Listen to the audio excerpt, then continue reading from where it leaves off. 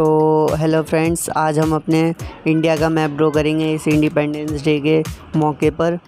तो स्टार्ट करते हैं। तो ये कोई हम नॉर्मली मैप ड्रॉ नहीं कर रहे हैं, इसे हम बिल्कुल 3D वे में ड्रॉ करेंगे। तो मेरे साथ स्टार्ट कीजिए। आपको भी अगर बनाना है तो पूरा वीडियो एंड तक देखना, अच्छी तरह से स्किप ना करना, वरना आपको कुछ क्या पता छूट जाए जो जिस तरह से मैंने ड्रॉ किया है। इसलिए तो यहाँ पर मैं सबसे पहले बेस तैयार कर रहा हूँ अपने इंडिया का मैप के लिए, जिससे कि ये लगेगा कि हमारा इंडिया का मैप एक पेज पर, एक ज़मीन पर मतलब बिल्कुल रखा हुआ है, बिल्कुल मस्त लगेगा। तो मैं यहाँ पर 2.5 सेंटीमीटर की लाइंस ड्रॉ कर रहा हूँ, जहाँ पर मेरे को ऐसा लग रहा है कि इंडिया के मैप में इधर कट सा है, तो वहीं पर मैं लाइनें ड्रॉ कर देता हूँ। देखो, आप देख सकते हैं गौर से। तो अब हमारी लाइंस ड्रॉ हो चुकी हैं, तो अब हम इन्हीं लाइंस को एक साथ मिला देंगे। तो हमारा ये अपने इंडिया का मैप का बेस तैयार हो जाएगा। तो अब फिर इसी बेस में हम जो है दीवार, एक तरह से कह सकते हैं, इसमें हम शेडिंग करेंगे। तो शेडिंग मैं बिल्कुल नॉर्मली तरीके से करूँगा, ज़्यादा हार्डली नहीं करूँगा और एक ही पेंसिल से करूँगा। इसी पेंसिल से मैं हाईलाइट अपने आप ही छोड़ते चला जाऊँगा और जहाँ पर ज़्यादा डार्क होगा वहाँ डार्क छोड़ूँगा।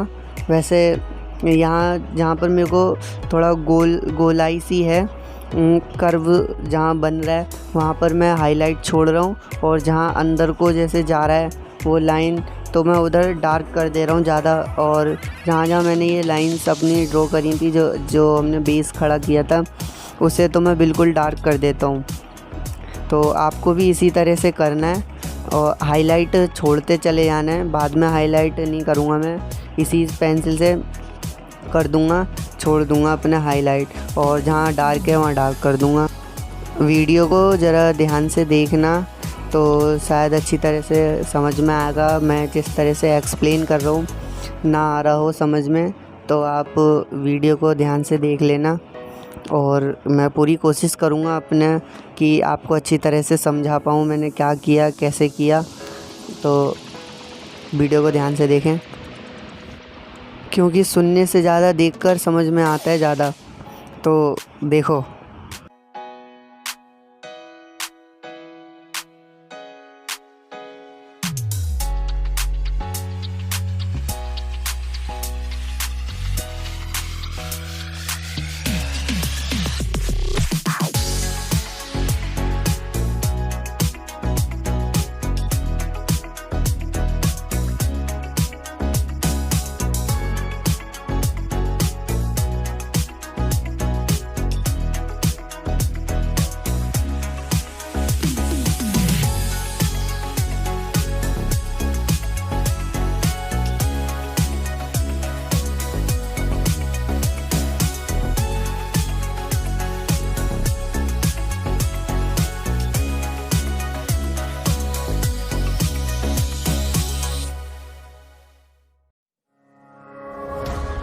I miss the family I used to have.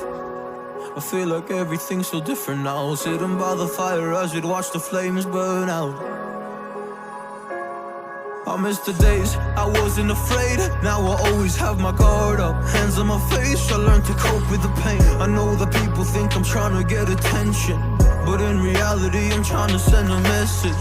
I know there's kids out there that are going through the same thing, and if you're one of them, I hope to help your suffering. Just know it will get better, and these feelings do not stay the same. No, they don't stay the same. I don't wanna make you feel bad, but you kinda ruined my life. You hurt me and ruined my life, and I don't wanna make you feel bad, but you kinda ruined my life. You hurt me and ruined. और अब मैं यहाँ पर blend कर रहा हूँ। तो blending tool मेरा सिर्फ ब्रश है, और ब्रश से ही मैं नॉर्मल ब्रश से ही पूरा ब्लेंड करूँगा। अच्छी तरह से करना है, थोड़ा पेशेंस के साथ करना है, ताकि बिल्कुल स्मूथ शेडिंग हो जाए।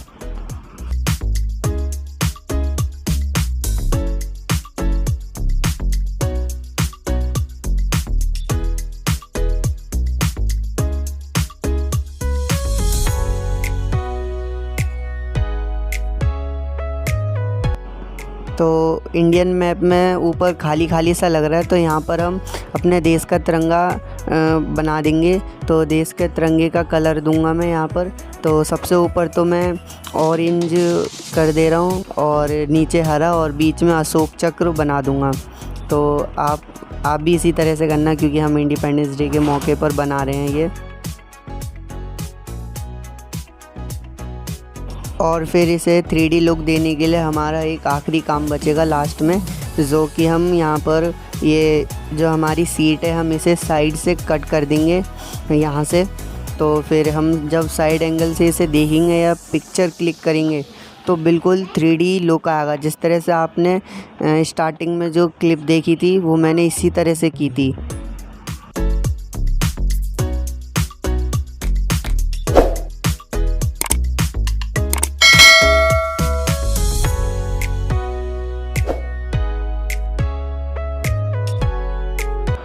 और अब यहाँ पर मैं शैडो देने की कोशिश करूँगा, जिससे और ज़्यादा मतलब बिल्कुल रियलिस्टिक 3D फील आएगा, बहुत अच्छा लगेगा।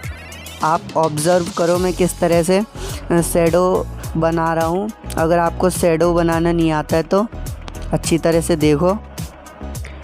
अगर आपको ड्राइंग अच्छी लगी हो तो वीडियो को लाइक कर देना, और ऐसी ही ड्राइंग वीडियोज़ देखने के लिए मेरे चैनल को सब्सक्राइब कर लेना। और भी अनदर वीडियो है मेरे चैनल पर, अगर पसंद आए तो देख लेना, चेकआउट ज़रूर करना।